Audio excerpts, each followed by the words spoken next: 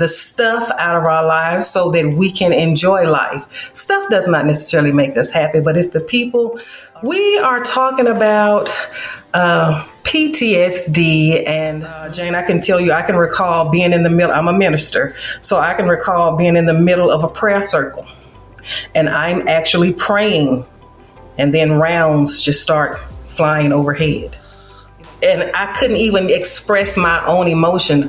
And even today, I don't see his face like every night like I did when that first happened. But there are still moments when I think about him and wonder, if he's okay, how is he surviving? And so even though we learn to cope and we're able to deal better today than we did.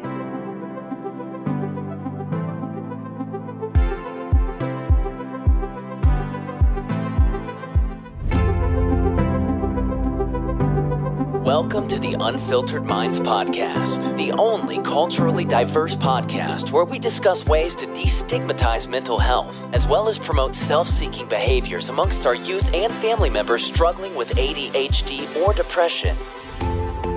Now, here's your host, Jane Levy. Hello, everyone. Welcome to the Unfiltered Mind Podcast. This is a platform where we discuss ways to destigmatize mental health as well as promote self-help-seeking behaviors amongst our youth and their family members. I am super excited to present our guest speaker for today. Today's guest speaker is Tracy. Tracy is a coach, a retired Army veteran who loves teaching others about simplifying and decluttering their lives to happiness. She was 2022. She was a Female Veteran of the Year in Arkansas. She's a motivational international podcast speaker that enjoys traveling with her husband and enjoys spending time with her grandkids. Tracy also believes that stuff is not making us any happier. Tracy, welcome. Thank you for having me. It's an honor. Wonderful. And Tracy, I did see that. Do you have an ebook out? I am in the process of finalizing my ebook, but yes, we are working on an ebook, and it will be based on what you just mentioned on decluttering the stuff out of our lives so that we can enjoy life. Stuff does not necessarily make us happy, but it's the people around us and the quality time that we get to spend with them. So I want us to focus more on that. Wonderful. Thank you for doing that. And we should be looking out for that as well. Yes, thank you. All right. So Tracy, what are we talking about today? We are talking about PTSD and living above it or learning to manage it. I am a 2-time Iraqi veteran. I spent the majority of my career in the Arkansas Army National Guard, and I was deployed to Iraq twice. And you don't necessarily have to be a soldier, to have any type of post-traumatic, disorder or any type of trauma in your life, but it kind of goes along with the territory if you say that you have been to war. And with that, there's a lot of, stigma that comes along with it. And people label you and, call you all types of names, crazy and cuckoo and things like that. But believe it or not, Jane, it's around us every day. There are people that are living with different types of trauma and disorders, and some are fully functioning. It's just like when you pull up at Walmart and you see someone pull into the disability parking spot. You're expecting somebody to get out that has a limp or a wheelchair or a cane or something, but that's not the case when the disorder is a mental disorder. That's a great example. And today, Tracy, I want to give you the chance to share as much without crossing any boundaries. So please do feel free to share as much as you're comfortable with your trauma event during your service as we go through this interview. I thank you for giving me the opportunity. And I realized today that I have been speaking a long time about a lot of things, and I don't think I've ever really shared this in depth before. So I thank you for giving me the opportunity to do so. Just to give an example, I was deployed with the 39th Brigade. And so when we first got into country in 2004, we heard an attack. And so we all had to run to our bunkers, our place of safety. And you go there and you wait for an all clear. And this is all over social media, Google. So, it's known worldwide. And we were in our waiting status. And there were a few of our leaders that were kind of checking on other soldiers and taking a cigarette break and waiting, because in a few minutes we were about to go back to our regular day. And while they were waiting, more rounds came in, more mortars came in, and some of our most beloved, one of which was Bo Felder, that was from Little Rock, Arkansas, and was well known and well loved, and Quartzmeyer and a few more. They did not survive that last attack. And people don't understand. I always shout out at that time it was my coworker and dear friend, Sergeant First Class Keith Smith. He was a part of the casualty team, which means that we have in the military was considered as other jobs as assigned. So you may be a mechanic, you may be a public affairs person, you may be a nurse or a doctor. Then there's this list of all these other duties. And so he was a part of the recovery team, which means that you help with recovering your deceased fellow soldier and taking them where they need to be. And so he ended up going and having to do that, come back to the barracks, clean up, and then go to work like it's a regular day. You don't get time off, or anything like that. And we just had to continue with the mission, but it's always in the back of your mind what could have happened. You live with, survivor's remorse and those types of things. And so I'm grateful for the military community because we have a lot of training, sexual assault, EEO, mental health, that's a part of our fiscal training. And I know a lot of times in the civilian populace, these things don't come about until something has happened. And so it's encouraged for us to see our chaplain, to seek mental health. The resources are always there, even if the soldier does not have a desire to partake of them, they are there. And I think one of the things that has been instrumental for me is that not only did I utilize my VA resources and stuff, but I also sought an outside counselor for some other things as well. But we are able to relate to each other. And so we always have each other that we can talk to. So I went through some group counseling. I went through some one-on-one counseling. And then I just had over time, because that's been some years back, I had to learn some things that work for me. Jane, I can tell you, I can recall being in the middle. I'm a minister. So I can recall being in the middle of a prayer circle. And I'm actually praying, and then rounds just start flying overhead. That's not a normal day, not for us, not from a little girl from small town Holly Grove, Arkansas. That's not a normal day. So how do you cope with that? What do you do with that? And then you get up and go on tomorrow like absolutely nothing has happened. You don't even get a chance to sit with it or process it.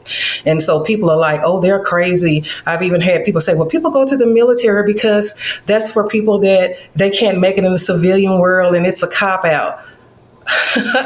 I beg to differ. Any soldier would tell you that it is not for the weak, and you have to be more so mentally strong and tough than bronze, And so we learn, ways to be able, and we've lost some along the way, even from the 39th Brigade, but and all across all branches of service that, just could not deal with it. But I'm glad to be able to share that I was one of the ones that was able to, and I'm not afraid to share my story and to talk to other soldiers, even though I'm retired. And I just want to thank you for your service, for giving back. We do see that. I see that. We do appreciate you. And another thing with that, whether you are thinking about it or not, memories of those traumatic events can come back to bother you. It can take months. It can take years. Looking back, do you realize that this was going to impact you in this way? I can honestly say I had no idea that it would be so impactful. I can remember those first few months home that I did not sleep. A lot of soldiers suffer from insomnia, or they have days where they just don't sleep and then they crash, and then they have, for as many days as they didn't sleep, that many days they do sleep because they're physically exhausted. But there were nights that I couldn't sleep. I can remember one time I was sick, and so I was flown to another area to have some x-rays and stuff done. And when I got to the hospital, I turned around and I immediately looked into the face of a soldier who had been blown up from combat. But I knew that he was in shock and that he didn't know the full extent. And my mind was like, whatever you do, don't scream, don't grimace. And I was just like, and I couldn't even express my own emotions. And even today, I don't see his face like every night like I did when that first happened, but there are still moments when I think about him and wonder, if he's okay, how is he surviving. And so even though we learn to cope and we're able to deal better today than we did yesterday, it's always somewhere in the back of your mind. How do you steer clear of everyone or everything your triggers that reminds you of those incidents? I wish I could say that I had the end all be all answer. I remember when I first came home from Iraq, small things like fireworks, would cause you to, be a little antsy, or large crowds. And I'm a girl, so we love to shop. So there were months I didn't want to be amongst large crowds. I can remember riding with loved ones, and if I saw a soda can in the street, I'm like, don't drive over that, because for us that was training that could potentially be a bomb. It was like, go around that, don't drive in the pothole. Arkansas has a lot of potholes. Don't hit the pothole, those type of things. And so you're at that ready, you're alerted all the time. And it just took a little bit of time, okay, I'm going to go to the store and I'm going to go 15 minutes. I'm going to go to the store, I'm going to go 20 minutes, and just gradually working my way up to those things, and, letting, and not, at that time I had 2 young sons, not saying to them, you cannot have fireworks, or we can't go to the fire show, maybe getting someone else to go, or you guys can go up and watch and I'll sit in the car, and wait. And one of the biggest things for me has been learning to just breathe and relax. Because a lot of times we have all these things going on in our head, and then we'll realize the situation was not as bad as we thought that it was. We're relating it to something that's happened in our past, and to just take a deep breath and relax. And then you realize it's not as bad as what you thought it was. And that helps me a lot with triggers. Nice. And with PTSD, that's one of the things that those people who struggle with PTSD, not only the emotions, they have to struggle with those emotions, but you just mentioned your children, like going to fireworks, that even also affected you, not wanting to go and being around there just because it's a trigger from what your past experiences were. Absolutely. When we come back, we have something that's called reintegration. And there are a series of things, not just, getting your pay started back and getting acclimated to your job, but you learn how to get acclimated into your family, because you've been away from them some 6, 9, 12, 18 months or whatever. And they've had to implement a complete system of maneuvering and managing without you. And you could have been the person before you went on deployment that did everything. And now they know how to do these things as a team that you're no longer included in. And then you come and you bring your set of issues and stressors that they know absolutely nothing about. So even with that, time is important, and communication is also important. And I was young and unmarried at the time. So I commend couples, and families that do the work so that they can stay a family and not end up in divorce or anything like that, because it's a unique situation. And they have all the resources. The military have all the resources to get the support that you need. And you did mention about support groups as well. Do you guys have access to those as well? Oh yes, lots of support groups. And my bestie was in the military, and she was my roommate the first deployment. And she and I have a fairly unique relationship, and that's that we understand, even though we're like 5 years apart and all of this, but we understand without having to say words. Like we could not talk 3 months and one of us could text or call the other and say, hey, I feel that something is wrong. You want to talk about it? What's going on? And there are others like that as well. And when we get together, which I actually talked to my second roommate from deployment, like right before I got on here with you. And we pick up right there. We literally pick up right there where we left off. And so we're able to just openly share whatever it is that we're dealing with now. And if what we're dealing with now relates to something from the past, or how do we tackle it. And if there are resources at the VA where you can still, even at any time, you can say, hey, I've been doing well, but I feel like I need to get back in a support group, or, something like that. Or if you're like me and, I'm fairly resourceful, I would start my own support group. I see that. Oh, thank you for sharing that, Tracy. My pleasure. Now let's walk through the process. Walk us through the process of getting initiated, getting diagnosed for PTSD. What does that look like? For me, it was fairly easy because we had an amazing team and support system, because the 39th Brigade is one of the largest brigades in the state of Arkansas and probably one of the 3 largest in the U.S. Army National Guard wise. And so they would bring the resources to us. And so when we came off, you had at that time to say, I experienced this, whether it was, from the war as far as, mortars and taking on fire or, PTSD or just depression, what the whole gamut of things. And so we were able right there when we came back home, there were people in place to meet us and that we could share then VA representatives and counselors and such. But I will share another instance, and I don't think he will mind me sharing, but we had a fellow soldier who he had a difficult time getting back into the civilian populace, but he would communicate with us through text and email and that type of thing. But he just wasn't ready to go out, into the world. He didn't want to leave from home. And a group of us got together and we started going weekly to have, food and games. And it became such a social event that our civilian friends and family, they were coming. They were coming. It was a really great time. And then he was like, well, I think I'm ready to cancel these weekly gatherings and I'm ready to get back to work. And we were like, what? We was like, oh, well, we want you to be well, but we've enjoyed the fellowship.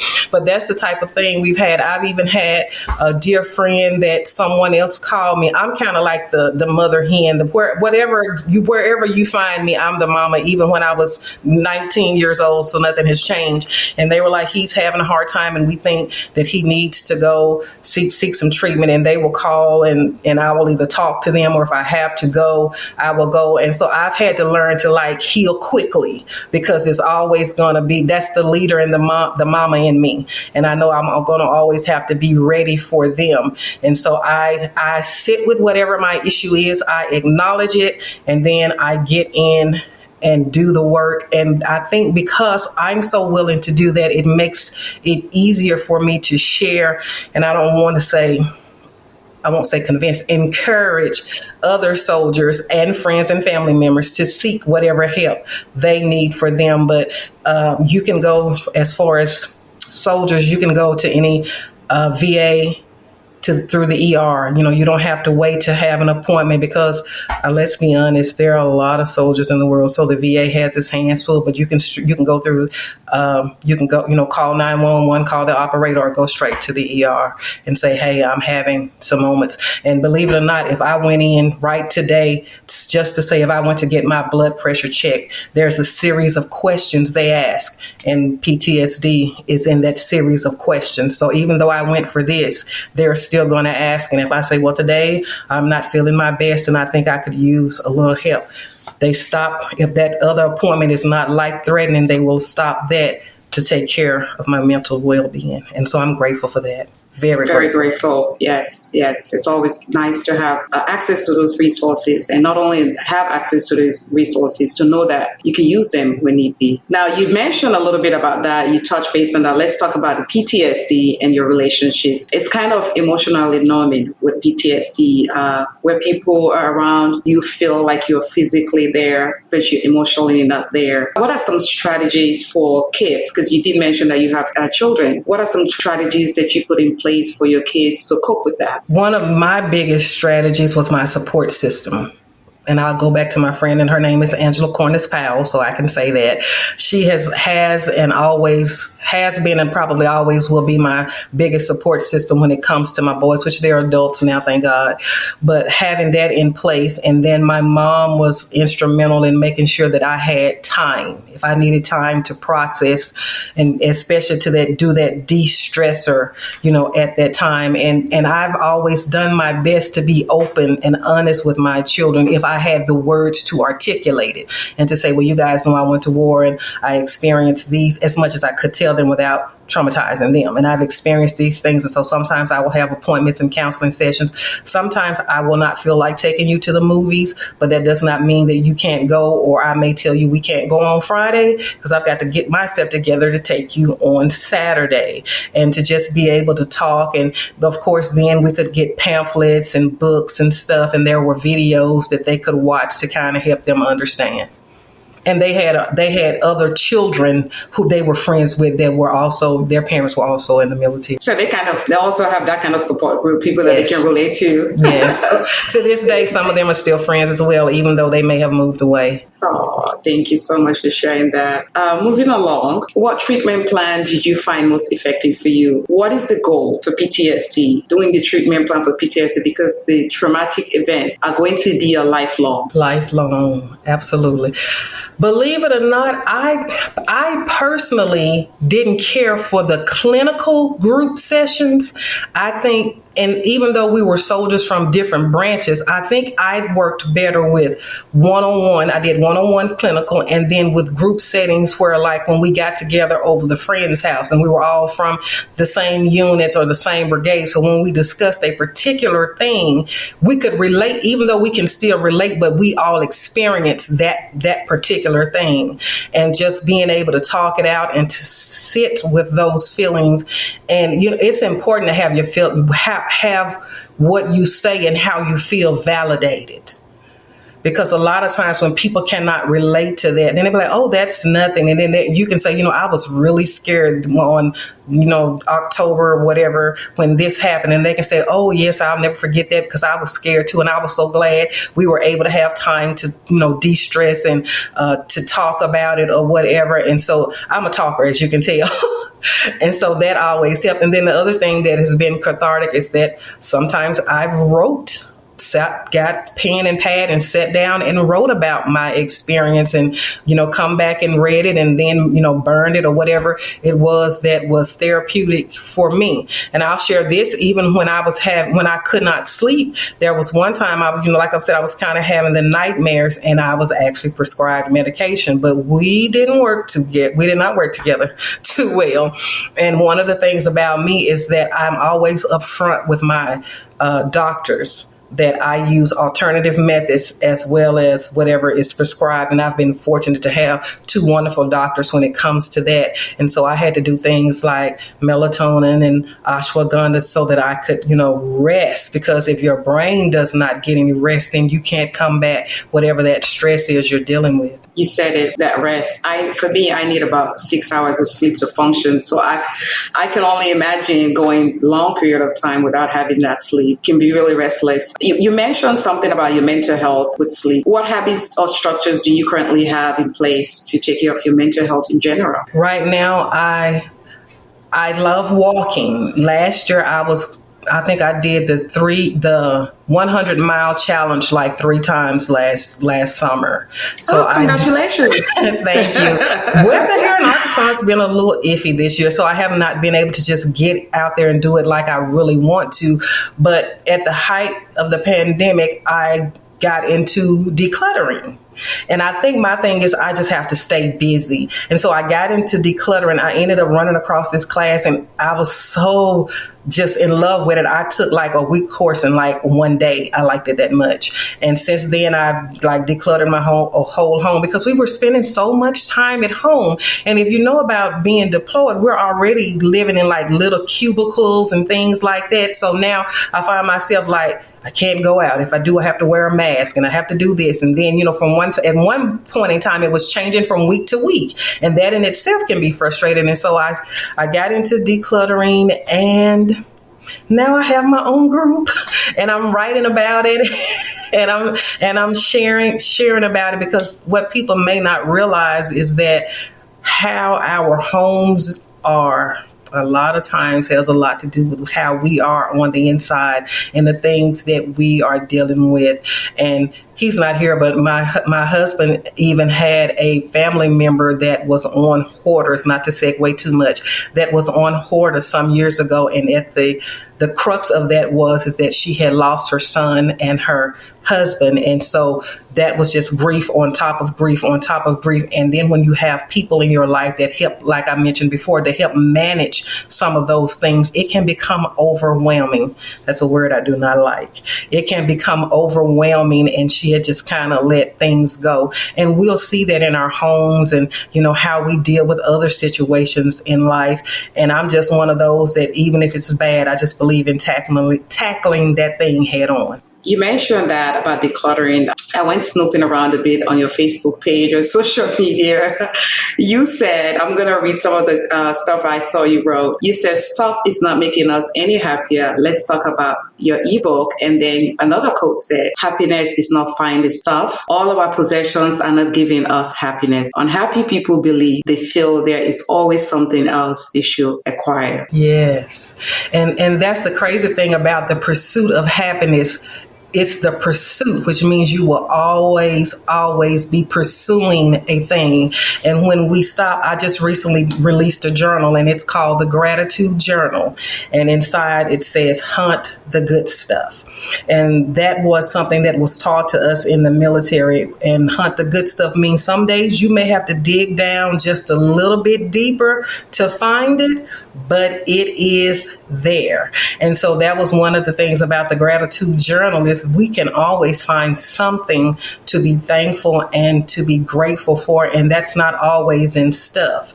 And you can go out and buy a Lamborghini and then tomorrow feel like, I want to let everything go. I want to give it all up. So we have to find the meaning of what makes the meaning for things that make us happy, our family, our friends, good health. To be able, I have a friend girl, she recently was in the hospital and she could not walk. And now she's back walking. It was a process. And so she said, I'm just grateful to be able to feel. Shout out to Karen, a God thing coming. She said, I'm just grateful to be able to feel. And now I'm grateful that I can walk without a brace. That's priceless. That's priceless. And I'm thankful that even though we lost so many soldiers over the years, whether it was in combat or because of the things that affected them in combat, I honor their lives, and I'm grateful for the friends that I made and that I still have that I can reach out. And I always say I have the most wonderful family in the world. I always say that he that is faithful in little will be faithful in much. We have a younger generation that, please share your thoughts with the younger generation about experiencing enough, because we're at a time where everybody just wants the new things, the new cars. What is your experience? What can you share with them about just experiencing enough? I think some have said that we're living in the age of entitlement. And for people like myself, we may have to take a little bit of responsibility for that, because what do we always say? I want my children to have everything that I did. And I want my children to be exposed to all the opportunities that I was not. And a lot of times they could not care less. And then you get into this system of giving. And then when it's something that they really want, they're like, well, you've given me all of this other stuff, so why not this? So I think it comes back to core values. What are we teaching our young people? Are we teaching them the importance of ethics, the importance of family, the importance of being appreciative? Like even my children, my sons, they're almost 10 years apart. So my oldest son, he didn't care as long as he got a pair of tennis shoes. That baby, 2 years old. Shoe lover. 2 years old. He was like, they're not Michael Jordans, You already know that too, yeah. Commercials and what they see and what they see their other friends. And I think so much has happened in the last, couple of decades, is that we're realizing that we have to get back to the basics of family, spending time. And I catch myself sometimes because I'm doing so much on social media, and I'm like, me and my husband are at dinner. Why am I still on the phone? I'm like, lay the phone face down for a few minutes, Trace. It's not going to hurt you, to just take a few minutes. And so we have to pull back and reevaluate and reassess. And then the things that our children see us do are the things that they do, regardless of what we tell them to do. So if they see us having meals at the dinner table, if they see us spending quality time, they see us going to church, they see us making the sacrifice for the time of family, not the sacrifice for the stuff, but for the time of family. Because I believe one thing that war and the pandemic both have taught us is that life should be valued. Yeah, the pandemic taught us a lot. When during the lockdown, a lot of families were home. Mental health was sky high, and that really brought the spotlight on mental health. And people start talking about it much because of all the stigma around it and the negative perception that's surrounded it, especially in the Black and the brown community. And you see a lot of people talking about it. You see a lot of representation. Like, that's why I wanted to have this platform, because my son was diagnosed with ADHD, and when he was in 6th grade. I'm originally from West Africa, and I was all over the place looking for resources, but most of those places I went to, it was not really people of color. So I wanted to make a difference. I wanted to create something where people of culturally diverse, where people can come and actually share their stories. Absolutely. The Bible says that we are overcome by the word of our testimony. And again, we have to use our words and we have to share. So I know it was hard in the beginning for you, but I'm glad that it prompted you and motivated you to do this, to encourage others such as myself to not be afraid to share. And I want to say this, that I'm a licensed ordained minister, and I am going on record that you need Jesus and you need a good counselor or a good counseling session, that you need the strategies and the tools to be able to manage effectively and to be your best for your family and your community. Yes, because a lot of times us as Christians, a lot of Christians usually want to pray about everything, which prayer is the first step, right? But we all deserve professional help as well when it's really. And you just mentioned about resources. What resources or books do you currently found helpful for you going through your PTSD, or for your family that you use that you can share with our guests? I will say that I solely relied on the VA, and I was the Google queen back then, because there's even more now. So I actually became a Christian life coach. So I think all of these things that I am doing and so I learned about Christian counseling, and I spent some time in seminary. And so I learned about bringing those two worlds together. And one of the greatest things that I learned was to just breathe. Almost everything that I studied talked about the breath work, and then to extend yourself some grace, because we always want to be our best self. We always want to put our best self forward. And, in our community, it's like, we're supposed to help everybody and we're supposed to show up for everybody. But some days it takes everything you have in you to simply show up for you. And if you say that I am not okay today, that is okay. But the thing is, what can we do to help you to be okay tomorrow? Definitely. And somebody's watching this today, and with all the stigma around mental health, they're probably not even diagnosed yet. What can friends or loved ones do to support someone who is actually struggling mentally in general? It can be PTSD or depression, anxiety. Yeah, one of the things is that if you see something that's off, before you run off, is to try to diagnose it. And I don't want to say diagnose it, to be aware of what that is. And of course, you can look up the symptoms. Are they giving things away? Are they retreating, within themselves, or, they've been outgoing for as long as you've known them. Now they don't spend time with family and friends. They don't talk. They don't, bathe. To recognize, and then once recognized, let them know that you love them, that you support them. And even if they may not know some of the resources, because I've had people come to me and say, I just don't know where to start in my particular area. I'm from a rural area.